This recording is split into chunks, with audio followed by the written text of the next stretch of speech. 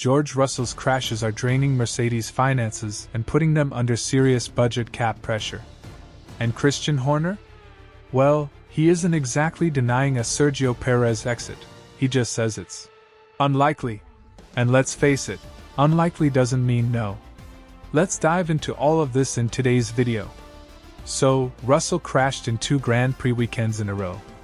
Back-to-back weekends, with some major crashes that have put a serious financial strain on the team. Now, Russell is defending himself, saying that he wasn't pushing the car to its limits. Instead, he says the car has just become unpredictable. The recent upgrades have made it more skittish, and it's caught him off guard. Even Hamilton has been complaining about the upgrades.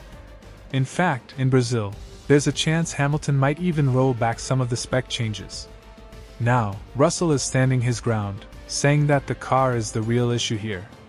And Toto Wolff is backing him up. Wolff has defended his driver, saying that the problem really has been with the car. He said this after Hamilton's recent incident, and then brought it up again after Russell's crash, emphasizing that the car just hasn't been performing and isn't as predictable as the team expected. Mercedes is really trying to figure out where the problem lies, especially with the gap between what they're seeing in the wind tunnel versus what's happening on the track. This has been an ongoing issue since the beginning of the ground effect regulations. It's like, whenever you think Mercedes has taken a step forward, they end up taking 2 steps back. That's been the story with them this season. There was a point where, out of 4 races, they won 3, and then they just disappeared again. But it doesn't stop there. Russell says they might even have to sacrifice some minor upgrades they had planned for the end of this season because of the budget cap, especially with all the repairs they've been doing. And this is really going down at Mercedes. They're being forced to give up these last few races just to have enough funds to fix the cars and avoid breaking the budget cap. Toto Wolff flagged this concern a few weeks back, and now it's looking like things are getting worse for Mercedes. If they want to keep upgrading the car, they'll probably exceed the cap, which could mean penalties. But who knows how severe those penalties would actually be? So, that's where things stand right now, and it's definitely not a great look for the German team. But here's the deal. If they don't get these last updates in, they could miss out on critical data for 2025.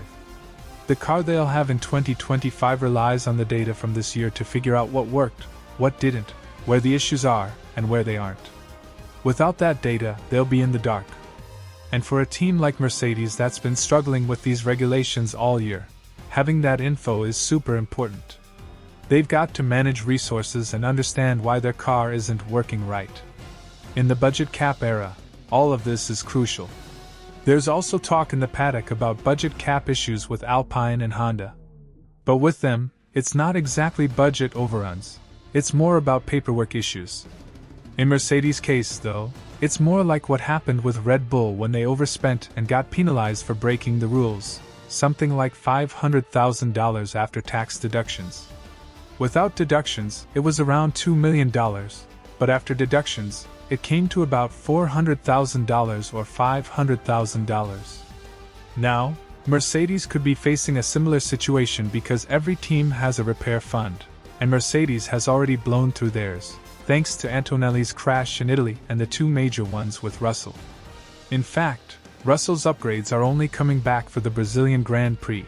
He couldn't use them in Mexico due to the Austin crash. Now let's switch gears to Christian Horner and Sergio Perez. Rumors started swirling after a recent comment from Horner, where he was asked again about Perez's position on the team. His response was, "It's highly unlikely that Perez will be replaced in 2024. So, reading between the lines here, because we know F1 always has a lot of unsaid stuff, it seems Horner isn't denying it outright. And this is important. Especially with the Red Bull Group, which is known for making mid-season driver swaps more than anyone else. It might not make much sense to replace Perez with just 3 races left, but the situation is so dire for Red Bull, and his performance in Mexico was pretty bad, even though, yeah, he had car damage, it was still attention-grabbing. Horner himself said they're losing patience, and he used to be one of Perez's biggest defenders. That's what makes Horner's comments so noteworthy. Now it's almost certain Perez won't continue in 2025. The chances of that are practically zero. But as for a mid-season replacement in 2024, well, that's also unlikely, but it's not off the table. The fact is, Liam Lawson has been performing well and put the pressure on Perez in the last Grand Prix. We even did a video on this, where Lawson humiliated Perez, gave him the finger, overtook him, and Perez started braking earlier, losing about 2 seconds just to hold Lawson off. It's clear that Perez is completely lost. His situation is rough, and it's possible we're witnessing the last of Perez at Red Bull and maybe even in F1 altogether, given how poorly he's been driving. I want to hear from you in the comments. What do you think should happen with Sergio Perez in 2024 or 2025? Let's wait and see how this all plays out. Don't forget to subscribe, hit the notification bell so you don't miss anything, and make sure to follow us for more updates. Thanks for watching, and see you next time.